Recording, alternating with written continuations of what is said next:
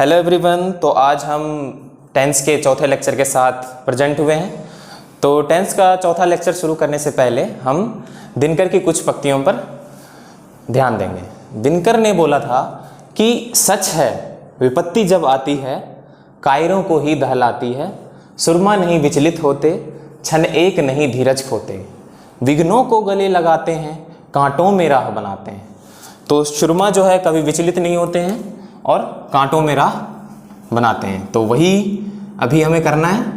तो हम आज का लेक्चर शुरू कर रहे हैं प्रेजेंट कंटिन्यूअस टेंस के इंटरोगेटिव के साथ। तो प्रेजेंट कंटिन्यूअस टेंस टॉपिक लगाएंगे,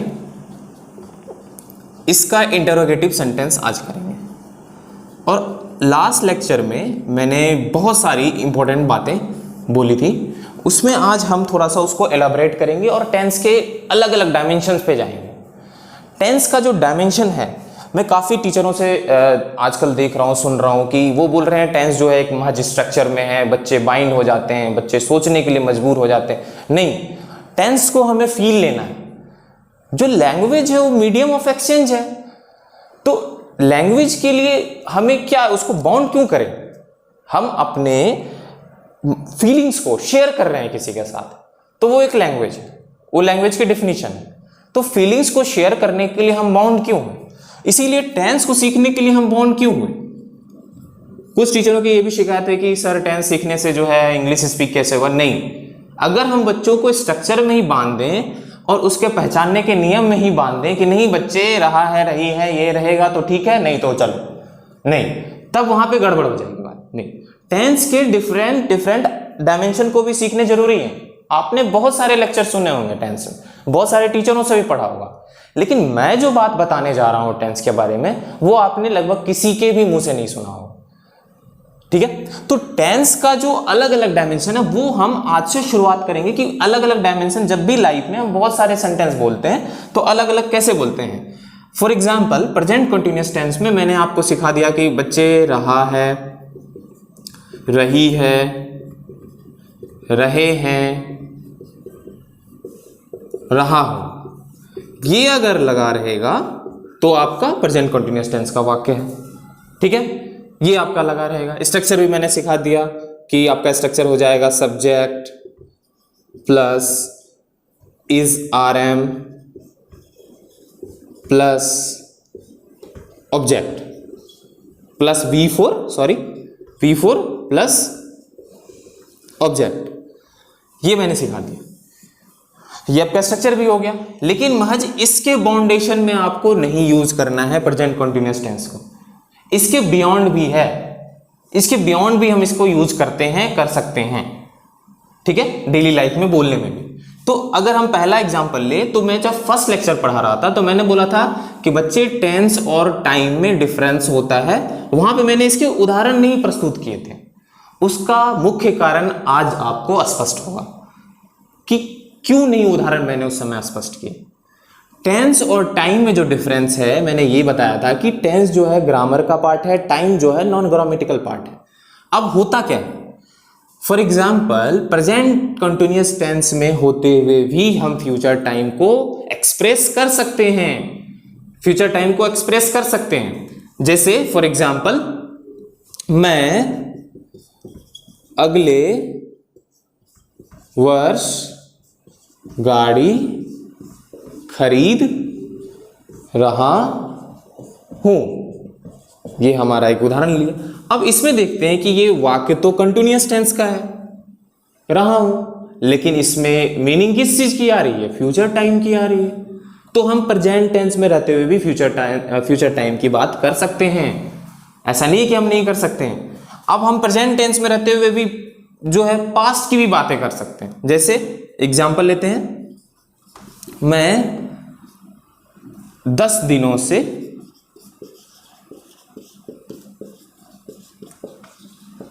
दिल्ली में रह रहा हूं। मैं 10 दिनों से दिल्ली में रह रहा हूं। अब यहां पर तो ये सेंस आ रहा है कि प्रेजेंट कंटिन्यूअस टेंस का, लेकिन 10 दिनों से रह रहा हूं, पास्ट में बात हो रही है, 10 दिनों से रह रहा हूं, कंटिन्यू चल भी रही है। ठीक है, अब एक और हम अलग इसका सेंटेंस लेते हैं कंटिन्यूअस टेंस का। ठीक है, एक और लेते हैं सेंटेंस एग्जाम्पल में, जैसे वह इन दिनों गणित की पुस्तक पढ़ रहा है। अब कोई ये मत सवाल खड़ा कर देना कि गणित की पुस्तक कैसे पढ़ सकता है, पढ़ रहा है मतलब गणित की सवाल बना रहा है, तो वह इन दिनों गणित की पुस्तक पढ़ रहा है। तो ये जो कंटिन्यूअस टेंस का हम अलग अलग डायमेंशन पढ़ रहे हैं, फर्स्ट टाइम हम अलग अलग डायमेंशन पढ़ रहे हैं कंटिन्यूअस टेंस का। हम महज इसको स्ट्रक्चर में बाउंड नहीं कर रहे हैं कि बच्चे रहा है, रही है, रहे हैं, तो ठीक है मान लो और उसमें कुछ नहीं सीखो आगे, नहीं। अब कुछ टीचरों का भी ये भी शिकायत है कि अगर हम बच्चे को टेंस सिखा दिए, अब बच्चे को कुछ मांगना हो, जैसे एक बच्चे ने मांगा दूसरे बच्चे से कि भाई किताब है, तो उसने बोला बुकिज, उसने बोला आगे बढ़ाओ या कुछ दो, तो लो इनहेंस, इंक्रीज, नहीं, ये गलत है। और यहां पे टेंस का भी मजाक उड़ाना निहायत गलत है। किताब है का स्ट्रक्चर अलग है, या तो देयर इज बुक लगा लो, देयर इज जो है वो अपने में इनकम्प्लीट सेंटेंस है। तो जब हम ट्रांसलेट पढ़ रहे हैं, हमारा जो लेक्चर सीरीज चल रहा है वो इंग्लिश ट्रांसलेशन एंड ग्रामर, तो हम उसमें किताब है का भी ट्रांसलेट सीखेंगे, यूज ऑफ देयर सीखेंगे। और यूज ऑफ देयर तो ऐसे भी सीखना है, बहुत सारी स्टोरीज में रहती है there was a king, once upon a time, ऐसे करके। तो हमें अलग अलग स्ट्रक्चर सीखने हैं। सीखने के बाद, और हमें स्ट्रक्चर ही क्यों सीखने, हम मान लेते हैं कि हम इंग्लिश जीरो से शुरू कर रहे हैं, हम इंग्लिश में विद्वान नहीं है, या हम इंग्लिश कुछ ज्यादा नहीं जान रहे, हम स्टार्टिंग से बेसिक से शुरू कर रहे हैं, स्टेप बाय स्टेप शुरू कर रहे हैं। तो स्टेप बाय स्टेप शुरू करने में टेंस का थोड़ा सा योगदान है। इसमें हम टेंस को नेग्लेक्ट नहीं कर सकते कि आप अगर टेंस जान रहे हो तो आप इंग्लिश में जीरो हो जाओगे या इंग्लिश में थोड़ा सा भी नहीं बोल पाओगे, नहीं, यू कैन स्पीक, हाँ, लेकिन टेंस के मॉडर्न तरीके से सीखना पड़ेगा। ये ट्रेडिशनल तरीका फॉलो करने पे तो बात हो गई ही, लोग मजाक उड़ाएंगे। ट्रेडिशनल तरीका, आपको टेंस जो है मॉडर्न तरीके से सीखना है। जैसे मैं अलग अलग डायमेंशन दे रहा हूं, मैं अब अगले हर टेंस के टाइप में अलग अलग डायमेंशन आपको प्रस्तुत करता रहूंगा कि बेटा सिर्फ इस स्ट्रक्चर और इसके बाउंड पे नहीं है, क्योंकि हमने 3 लेक्चर में कुछ ना कुछ टेंस के बारे में सीख लिया है।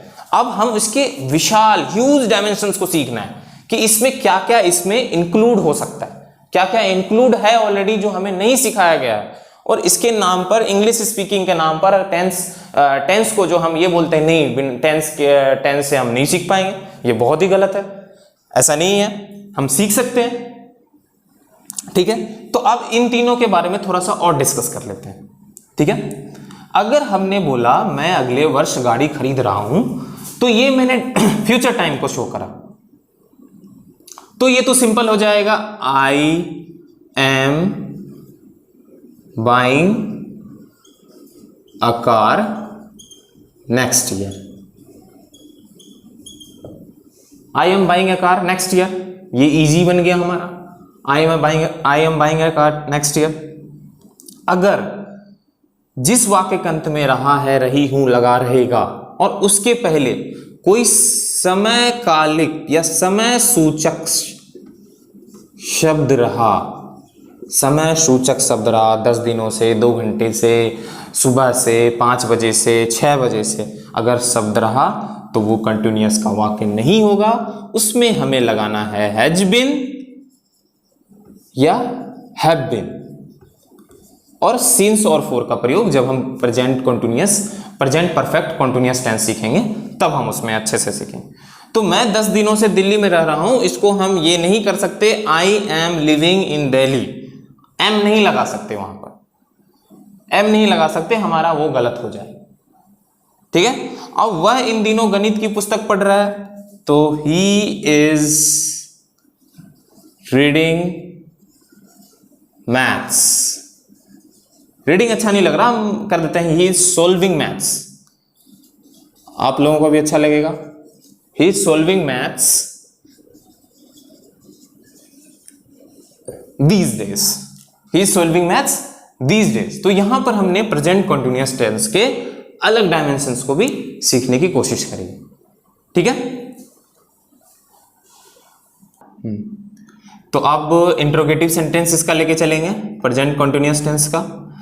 प्रेजेंट कॉन्टिन्यूअस, हाँ प्रेजेंट कॉन्टिन्यूअस टेंस में यू होगा, ठीक है। इसमें स्पेलिंग का थोड़ा ध्यान देंगे।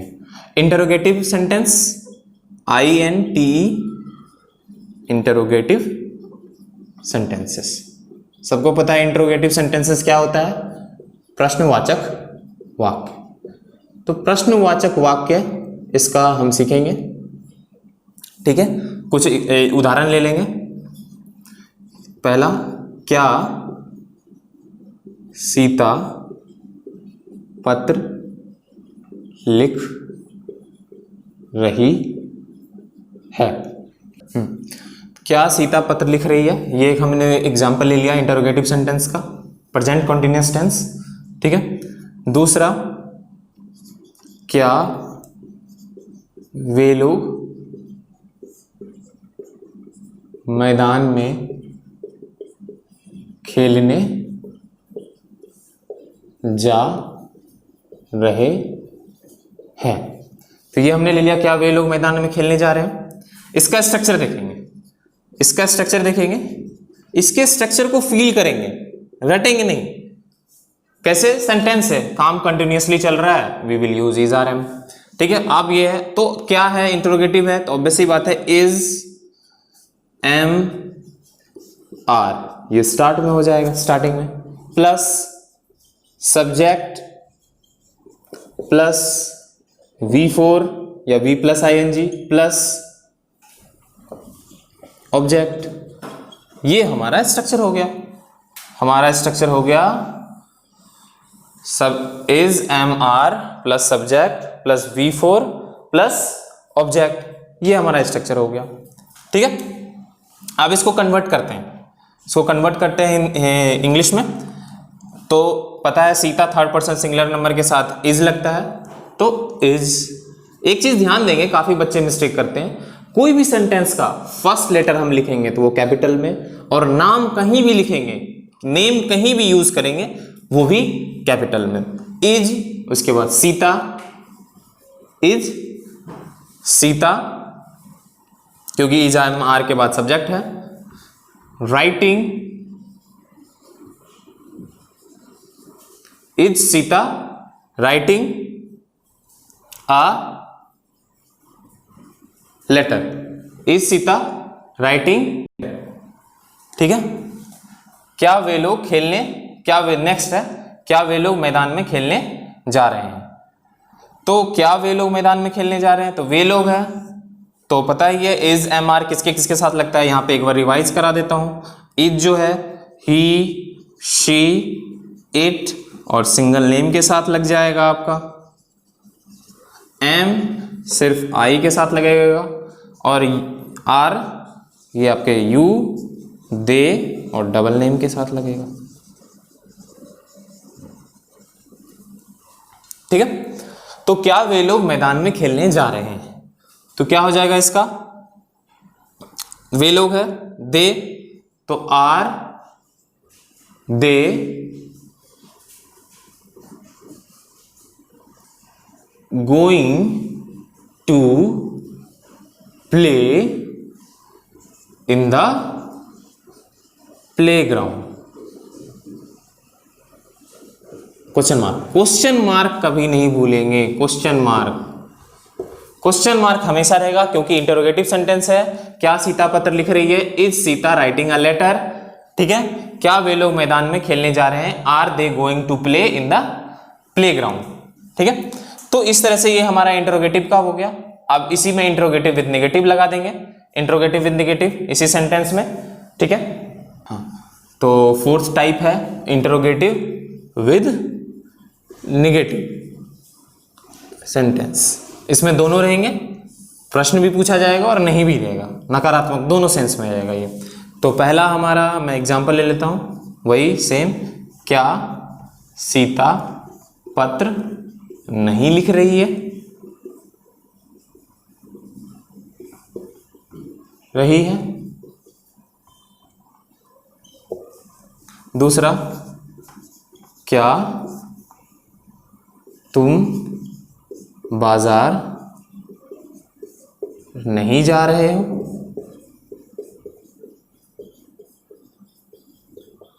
ये दो हमने एग्जाम्पल ले लिया।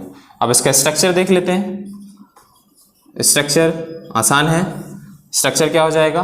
वही is, am, are plus subject plus V4 not लगेगा यहां पे सब्जेक्ट के जस्ट बाद नॉट, क्योंकि इंटरोगेटिव विथ नेगेटिव है। Not plus V4 plus object question mark. Is am are plus subject plus not plus V4 plus object. इसको convert करते हैं। क्या सीता पत्र नहीं लिख रही है तो इज सीता, सही बताएंगे। इज सीता सबको पता है। Is Sita not writing a letter. बड़ी आसानी से कन्वर्ट हो गया इंग्लिश में। क्या तुम बाजार नहीं जा रहे हो? तो ऑब्वियस सी बात है, इसमें हो जाएगा आर, तुम है यू, यू के साथ आर लगता है तो are you not going to market. ठीक है, फटाफट इसका स्क्रीनशॉट ले लेंगे फटाफट। ठीक है, अब प्रेजेंट कंटिन्यूअस टेंस का सेंटेंस के फिफ्थ टाइप में चलेंगे। WH वर्ड वाले सेंटेंस इसके फिफ्थ टाइप में। ठीक है, जैसे एग्जाम्पल हमने ले लिया, एक ले लेते हैं एग्जाम्पल। वह पहला कब आ रही है। वह कब आ रही है? तुम कहां जा रहे हो? तुम कहां जा रहे हो? ठीक है, तो ये दो एग्जाम्पल, दो उदाहरण लिया मैंने। अब इसका स्ट्रक्चर देखेंगे। स्ट्रक्चर और जो टेंस है, जो हम बार बार बोल रहे हैं स्ट्रक्चर स्ट्रक्चर, सबकी पैटर्न तो एक ही है। पैटर्न तो सबकी एक ही है। WH वर्ड वाले सेंटेंस की पैटर्न एक ही होगी, तो इसमें वही हो जाएगा। सबसे पहले हम WH वर्ड वाले सेंटेंस का यूज करेंगे, तो WH वाले वर्ड इसमें चूज करके लिखेंगे। Plus is, am, are plus subject plus V4 plus object नहीं रहेगा इसमें, ऑब्जेक्ट। तो WH वर्ड हो जाएगा is, am, are plus subject plus V4। काफी आसान है। अब इसमें वह कब आ रही है, तो इसका क्या हो जाएगा? कब का इंग्लिश क्या होता है बताया था? व्हेन। व्हेन कब आ रही है? व्हेन के बाद क्या लगा रहे हैं हम यहां देख सकते हैं। इज, एम, आर तो शी है, तो शी के साथ क्या लगेगा? इज। व्हेन इज, तो हमने व्हेन लगा लिया। इज, एम, आर में से इज लगा लिया। उसके बाद सब्जेक्ट है तो व्हेन इज शी, और वर्ब क्या है? कमिंग, तो when is she coming question mark. तुम कहां जा रहे हो, तो इसमें WH वर्ड कौन सा है? कहां। WH वर्ड सबसे पहले, तो हमने पहले लिख दिया वेयर। फिर यू के साथ क्या लगता है इसमें से? आर, लिया आर, वेयर आर। उसके बाद सब्जेक्ट क्या है इसका? यू, जाना का। V4 गोइंग, तो वेयर आर यू गोइंग। तो इस तरह से हमारा प्रेजेंट कंटिन्यूअस टेंस का पूरा लेक्चर फिनिश हो चुका है। सारे सेंटेंस फिनिश हो चुके हैं। एक बात इंपॉर्टेंट बताना चाहूंगा, हम अभी सिर्फ स्ट्रक्चर कर रहे हैं। जो मैं एक बात अभी इस लेक्चर में बोल रहा था कि हम डिफरेंट डायमेंशंस को सीखेंगे, तो वाकई हम डिफरेंट डायमेंशन को सीखेंगे। जैसे ही हमारा इसके बाद जो प्रेजेंट टेंस का पूरा हमारा स्ट्रक्चर पूरा कंप्लीट हो जाता है, उसके बाद हम अलग अलग कैसे हम डेली लाइफ में इसको यूज करते हैं, कैसे यूज कर सकते हैं, और उन लोगों को गलत ठहरा सकते हैं कि टेंस जो है सिर्फ क्या है, महज एक स्ट्रक्चर नहीं है, महज एक जो पहचानने का नियम तक सीमित नहीं है। नहीं, it can be use as a speaking, के बोलने की आर्ट में इसका यूज है, बहुत जगह यूज है। हाँ, लेकिन हम इसे मॉडर्न तरीके से पढ़े तब। अगर हम पढ़ लें कि हाँ हमें 15 दिन में सीखना है, हमें 7 मिनट में सीखना है, हमें 20 मिनट में सीखना है, तो फिर ये प्रॉब्लम हो जाएगी। अगर ऐसा होगा तब तो फिर हम उसकी टेक्निकलिटी को सीख सकते हैं, इससे ज्यादा हम उसको कुछ नहीं जानते। टेक्निकलिटी में भी हम श्योर नहीं रहेंगे, हम हमेशा कंफ्यूज रहेंगे। हमें टेंस के अलग अलग डायमेंशन को सीखना है। इसका मतलब ये हुआ कि हम डेली लाइफ में जो बहुत सारे वाक्य बोलते हैं वो हम टेंस आधारित ही बोलते हैं, लेकिन उसमें कुछ ऐड भी कर देते हैं। जैसे आज मैंने कंटिन्यूअस टेंस में सिखाया कि मैं इन दिनों गणित की किताब सॉल्व कर रहा हूं, तो इन दिनों तो ये भी हमने नया सेंटेंस बोल दिया, ये भी नया सेंटेंस बोल दिया, इन दिनों लगा दिया। मैं 10 सालों से दिल्ली में रह रहा हूं, ये भी अलग बोल दिया। उसी तरह अब इसमें चाहता हूं वांट टू भी यूज हो जाएगा, बहुत सारी चीज इसमें अभी यूज होने वाले हैं आगे। तो इसको आप ध्यान से इस सीरीज को देखते रहेंगे। टेंस करते हुए भी आप इंग्लिश अच्छे से, ये मेरा प्रॉमिस है कि आप अच्छे से इंग्लिश बोल सकते हो, लिख सकते हो। स्ट्रक्चर को समझ नहीं, स्ट्रक्चर को फील लेना है आपको, स्ट्रक्चर को बस थोड़ा फील लेना है, ये नहीं कि स्ट्रक्चर को रट्टा मारना शुरू कर देना। ठीक है, तो आज के लिए इतना ही।